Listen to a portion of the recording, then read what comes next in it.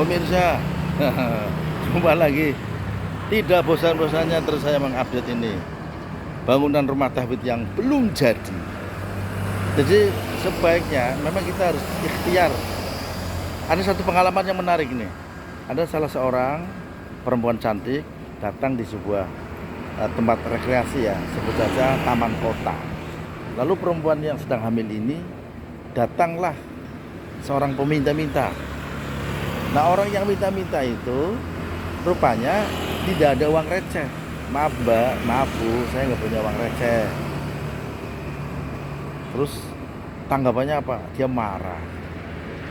Marah, kemudian dalam bahasanya dia mengutuk si perempuan yang cantik dan molek itu. Padahal lagi hamil. Nah, nggak tahu apa sebabnya, mengapa dia ditolak. Alasannya tidak punya uang receh. Lalu ditulis di Facebook, bahkan viral, yang komentar banyak. Jadi sahabat-sahabat dan pemirsa, kalau ada orang yang meminta, apapun meminta, diusahakan harus diberi. Karena apa? Orang yang meminta itu pasti dalam kondisi yang mungkin karena dia lemah secara ekonomi. Kemudian saya jawab di postingan itu, jangan sekali-kali menolak orang yang minta. Ini ada pelajaran yang menarik. Ada 3 orang. Orang yang pertama sakit sekujur tubuhnya. Orang yang kedua matanya buta, tidak melihat. Orang yang ketiga kepalanya botak, jelek wajahnya. Bertiga ini berembuk. Gimana ya? Saya kepingin sehat, saya kepingin kaya raya, saya kepingin seperti manusia-manusia yang lain. Nah, singkat cerita, datanglah seorang malaikat yang menjelma jadi manusia, mengatakan, sahabatku yang bertiga, jika engkau hari ini meminta kepada Allah, apa permintaanmu? Katanya bertiga, ya aku ingin sehat seperti orang pada umumnya, dan saya ingin kaya raya. Nanti dengan kaya raya aku akan bersedekah. Nah, karena ini yang berdoa adalah malaikat, maka disegerakan. Yang intinya untuk menguji keimanan orang itu. Akhirnya dalam waktu yang tidak terlalu lama, ketiganya menjadi kaya raya, ketiganya menjadi sehat. Yang buta bisa menjadi yang bisa melihat, yang penyakitan seluruh tubuhnya bisa sembuh, yang botak bisa seperti orang normal.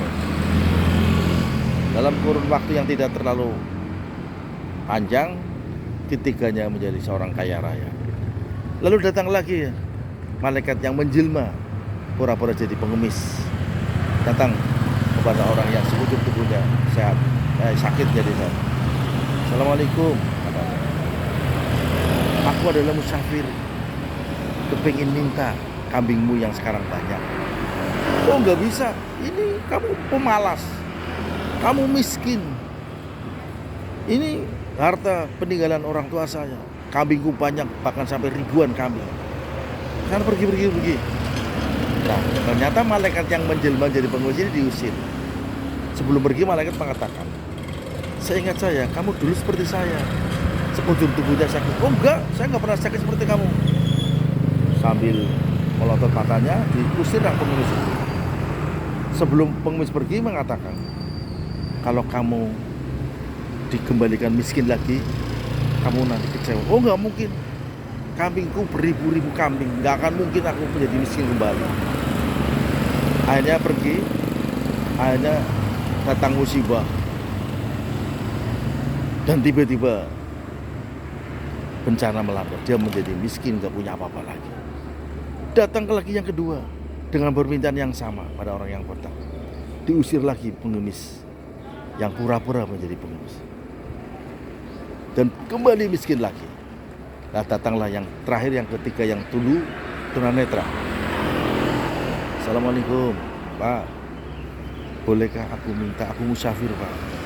Aku ingin punya kambing. Oh silakan. Kambing yang dipilih, kau pilih yang paling gemuk, sesukamu. Kambingku banyak. Aku dulu seperti kamu, tunanetra. Nah, ternyata apa jawabannya? Alhamdulillah, dari ketiga orang itu hanya kamu yang lulus. Aku adalah malaikat yang disuruh Allah untuk menjelma, menguji keimananmu, menguji kedermawananmu. Kedua sahabatmu sekarang sudah miskin kembali. Begitulah sahabat yang saya baca di kisah Durratun Nasihin. Pelajaran yang menarik untuk kita semua. Jadi intinya, kalau ada orang yang minta, jangan sekali-kali kau menolak.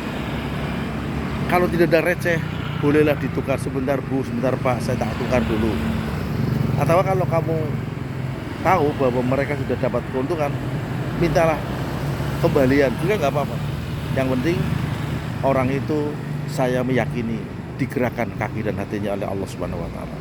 Bukan ujuk-ujuk orang meminta-minta datang tanpa digerakkan. Artinya coba kalau Tuhan tidak mempertemukan, mungkin kamu sakit, mungkin kamu tidak jadi di tempat itu, atau si pengemis tidak jadi datang karena sakit dan sebagainya. Jadi intinya saya pesan kepada sahabat itu yang nulis di Facebook, bahkan disepatani, ini harus berhati-hati terhadap orang yang minta. Diupayakan diberi. Karena apa? Ketika orang pengemis datang ke rumahmu adalah keberuntungan bagimu. Itu adalah ladang surga bagimu. Ketika orang nanti akan kesulitan bersedekah, orang akan menolak sedekah Anda. Masa? Apakah ada orang akan menolak sedekah? Apakah ada nanti akan sedekah kesusahan diberikan kepada ahlinya? Ya, ini benar-benar terjadi di kota Mekah. Di kota Mekah orang bersedekah susah karena warga Mekah sudah kaya raya.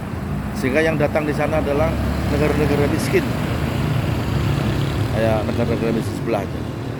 Mumpung Indonesia menimpa, mumpung kita diberi kekuatan dan kesehatan, berilah setiap orang yang datang meminta.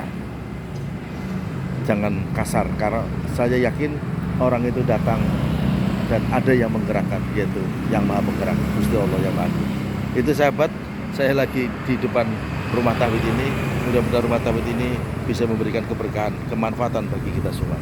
Salam interaksi, salam sehat, salam keberkahan untuk Indonesia Jaya. Assalamualaikum warahmatullahi wabarakatuh.